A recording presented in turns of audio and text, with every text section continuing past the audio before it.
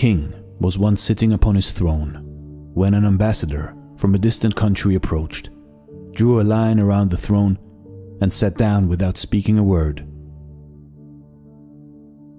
The king did not understand this mystery. He called his ministers. They also did not understand it. It was a disgrace to the king that he did not have a man wise enough to understand the symbolical message of a neighboring sovereign.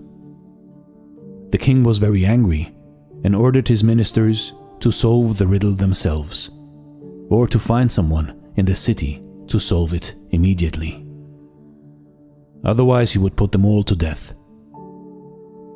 Thereupon, the ministers began to search through the realm for a wise man. After a long quest, they came to a certain house, which they entered.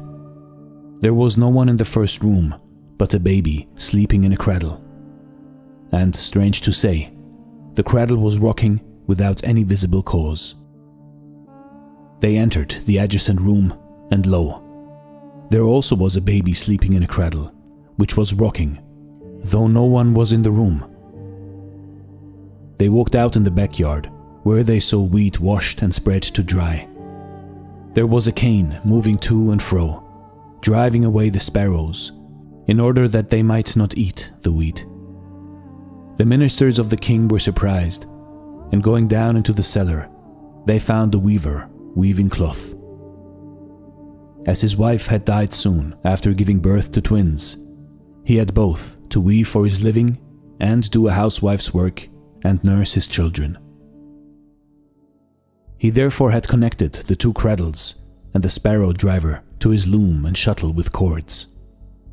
And so, in this manner, by virtue of his cleverness, he was performing all his duties without much trouble. The ministers thought that this man might solve the king's riddle, and so they told him what had happened.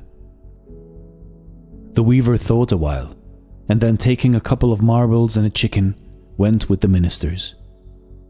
Entering the presence of the king, he looked the foreign ambassador in the face and threw before him the marbles.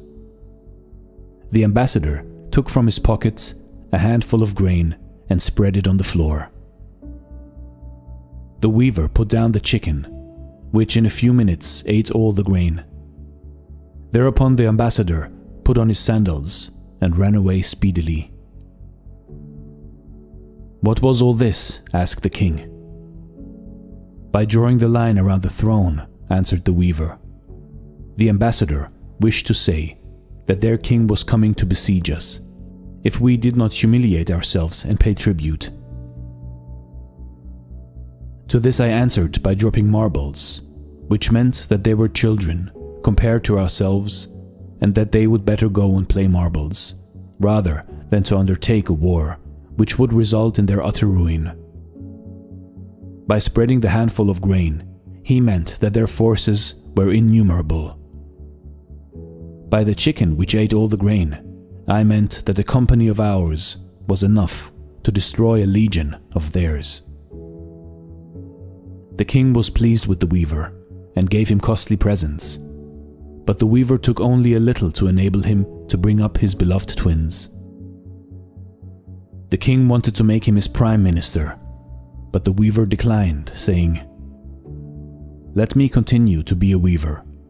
Only I beg you to remember that wisdom and understanding are not distributed according to rank, and that the common tradesmen are entitled to be treated as humanely as your peers and noblemen."